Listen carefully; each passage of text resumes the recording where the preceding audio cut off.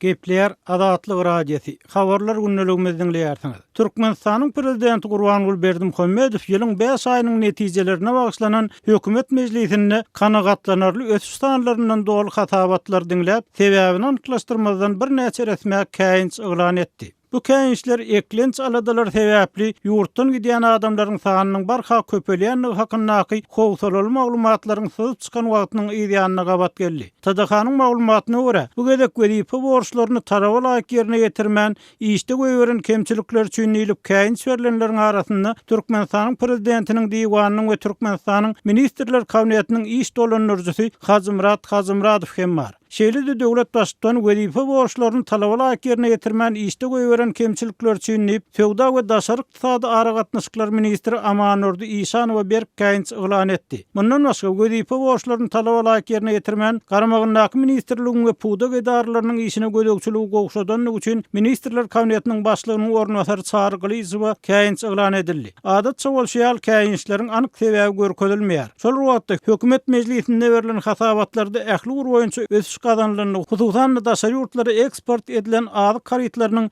möçörünün köpelenini gaýdalýar. Türkmenistan ekspertlaryň çykarýan netijelerine görä, neft bahalarynyň global ardanlamasyndan soň iň agyr ykdysady kynçylyklaryny başdan geçirýär. Türkmen hökümeti bu krizisi boyun alman, daşardan getirilýän önümleri azaltmak, eksportyň ornuny tutýan we eksport edip boljak önümleri köpeltmek siýasatyny öňe sürdi. Emma ýerli synçylar soňky 30 ýylda bilimli, hünärli adamlaryň ýyl-ýyldan azalmagy, bürokratik päsgelçilikleriň we korrupsiýanyň artmagy netijesinde önümçilik mümkinçilikleriniň görnetýän peselenligini, ýurt içindäki bazarlaryň iň esas az karytlary bilen hem üpjün edilip bilinmeýänligini habar berýärler.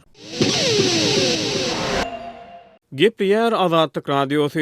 Aşgabatda 18 ýaşyny dolduran okuwçylar gullugy alynýar. Aşgabatda häkimiýetler orta mektebi şu ýyl tamamlayan 18 ýaşly okuwçylary mektepden harby gulluga çagyrýar. Aşgabatyň harby wekilliginiň işgärleriniň paýtagtyň orta mekteplerine gutorduş synaklaryna gatnaşýan 18 ýaşyny dolduran okuwçylary harby gulluga äkidýänligi barada maglumat bar diýip Azatlyk radiosynyň ýurt içindäki habarçysy habar berýär. Onuň maglumatyna görä harby wekilligiň işgärleri harby gulluga ýaşy ýeten okuwçylary häzirki çagyryş möhümine ýetişdirmek üçin mugallimleri gyssap, gysga wagtyň içinde degişli okuwçylaryň ähli bahalarynyň goýulmagyny talap edýärler. Goňşymyň uly gyzy şu ýyl uçurum bolýar. Ol käbir klassdaşlarynyň harby gulluga çagyrylýanlygyny tasdiklady. Olaryň orta bilim hakyndaky şahadatnamalaryny ene atalar alır diýip habar çaýtdy. 7-nji iýulda Türkmenistanyň orta bilim berýän mekteplerine gutorduş synaklary tamamlanýar. Türkmenistanda raýatlaryň çagyryş boýunça möhletli harby gullugy häzirki çagyryş 20-nji martda eglan edildi. Ýurdun çagyryş boýunça harby gullugy geçmäge degişli raýatlary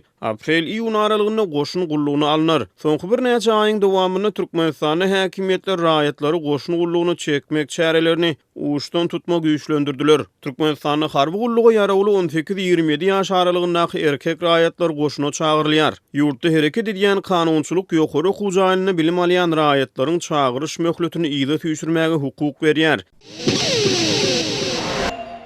Gepleýär Azatlyk radiosu. Türkmenistanyň welaýatlarynyň ençemesine A95 markaly benzin tapdyrmaýar. Azatlyk radiosynyň ýurdun dürli welaýatlaryndaky bir-birinden garaşdy habarçylarynyň 7-nji iýunda beren maglumatlaryna görä, benzin gyçylygy Balkanda 2 hepdeden, Daşowda 1 hepdeden we Marda 3 günden bäri dowam edýär. Daşowda 2 gün bäri benziniň A95 we A80 markalary hem tapdyrmaýar. Ýanyň çuýlan stansiýalarda adamlar benzin gelir diýen umyt bilen uly nowatlara durýarlar. Şeýle ýagdaýa tutuş Daşow welaýatynyň çägine diýen ýaly duş gelse bolýar diýip Azatlyk radiosynyň anonim şertde maglumat beren Daşowdaky habarçylarynyň biri aýtdy. Onuň sözlerine görä welaýatyň çägindäki ýanyň çuýlan stansiýalarda benzin ýetmezçiliginiň sebäpleri barada degişli resmiler tarapyndan düşündürüş berilmeýär. Azatlyk radiosu bu benzin gyçylygy barada Türkmenistanyň Türkmen Nevit Önümleri döwlet kompaniýasyndan hem maglumat alyp bilmedi. Bu barada Türkmen Nevit Önümleriniň resmi web saytynda da hiç ýyly maglumat göze ilmeýär. Ýurdun käbir welaýatlarynda welaýetlerindäki benzin gyçylygy Ahal welaýetindäki Owdöndepede gurulýan tebii gazdan benzin öndürýän zawodyň açylşynyň ýyda süýşürilmeginden bir näçe ay soň emele geldi. Türkmen Döwlet Habarlar Agentligi bu karhananyň şu ýyl ulanmaga berilmeginiň gözeňünde tutulýandygyny ýanwar aýynda habar berdi. Ýöne 2017-nji ýylda döwlet medeniýeti bu zawodyň 2018-nji ýylda ulanylmaga beriljekdigini habar beripdi. Zawodyň işe girdilmeli wagtynyň näme sebäpden ýyda süýşürilendigi nämälimdigine galýar. Ýöne bu karhanada tebii gazdan ýylda Euro 5 standartyndaky A95 benziniň 600 000 tonnasyny şeýlede dizel ýanyjyny we suwuklandyrylan gaz öndürilmegi gözeňünde tutulýar. Şol bir wagtyň özünde Adatlyk radiosuna ýurtda emele gelen benzin gyçylygynyň zawodyň açylşynyň ýyda süýşürilmegi bilen gönümel bagly bolup bolmandygyny Türkmennewit Önümleri döwlet kompaniýasyna tasdiklatmak ýa-da inkar etdirmek häzirlikçe başartmady.